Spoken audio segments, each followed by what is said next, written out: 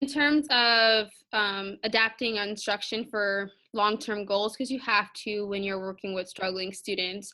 When I first started teaching, I was under the impression that the only way to make the content or what I was teaching accessible to lower learners was to give them below grade level work. So if I had fifth graders, which I normally do, I had to start off at fourth grade or start off at third grade work and then slowly work my way up to fifth grade work. Sure, they were successful in the fourth or third grade content, but when it came to grade times, their grades never really improved. Really kind of hit me is like, I cannot not give them content grade level work. If they've never seen it, they won't even have a chance to be able to do it. So my new mindset was teach them the skills that when they were by themselves, they would say, oh, I see this, so I need to do this.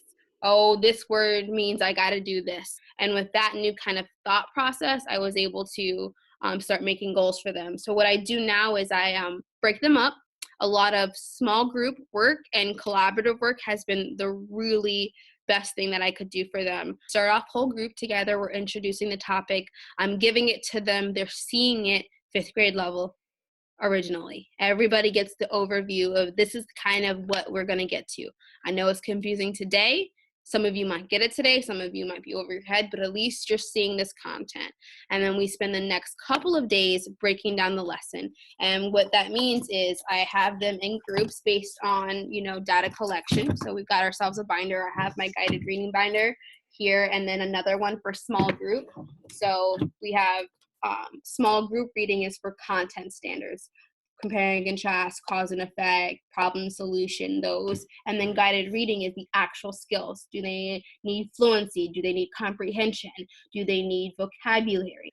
You give them fifth grade passages, you have them read them to you, you have them read them with you, you focus on the vocabulary, but you are giving them exposure to content level things with the support. That way, when they see it by themselves, it's not the first time. It's not new. If you're always dumbing down the work, they've never been exposed and never know how to deal with content level. And so to make short-term goals is to be able to have them do something maybe in front of you or on a worksheet. Your long-term goals is to see them be able to actually use the skills on their own reading. Have to see 5 writing prompts, putting it on a ring and they can flip it. Wow, you would have thought that I made a magical thing. Like I get to flip this over the corner, then they're there.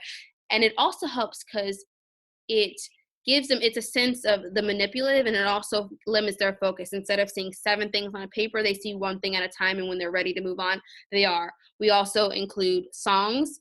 I have a subscription to a Flocabulary, which is a super cool site where it like put things, content all over math, social studies, science, any content to a beat, and that beat thing helps them remember. So they request to sing the songs, and what they don't know is those songs teach them something. When they remember the lyrics or when I start humming them, the lyrics, the chorus of the song has content embedded, and that gets them really engaged. What are fifth graders doing in their lives? What is going on for them? My kids are really into hip hop music. They love songs. They love the dances. So sometimes from math, we put things into dances. They love games, so we'll play a reading game. We have a program called Achieve 3000 and has all these really tough questions and informational questions. And the kids they're like, oh, I don't want to do it. So I developed a reading game. All the Achieve style question was the main idea, compare and contrast. Put it on a little card, a little board game with an S and a dot and some dice, and they have to roll the dice and answer the question. Miss Q, are we going to play the reading game?